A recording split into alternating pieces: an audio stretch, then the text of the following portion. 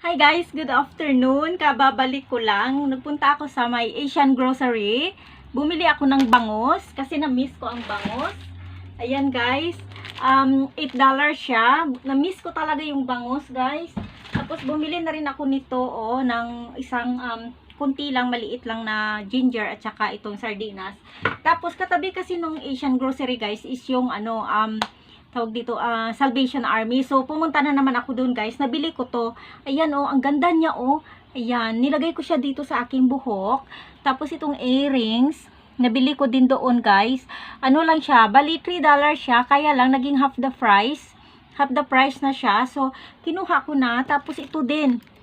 Mayroon siyang parang pearl. Ayan padrama siya ng pearl dyan. Tsaka bling bling, ayan. So sabi ko, kunin ko na lang, ayan. Ito siya, ang ganda niya, yan.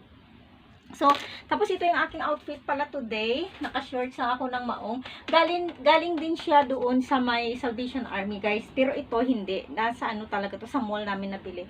So, yan. Tapos ito din, nabili ko doon. Ano siya, guys? $6.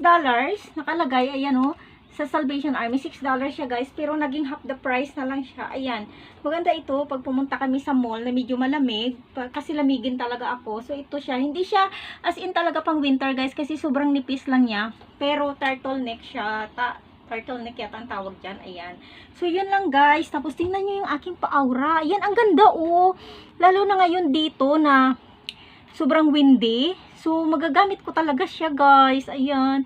Ang ganda nito.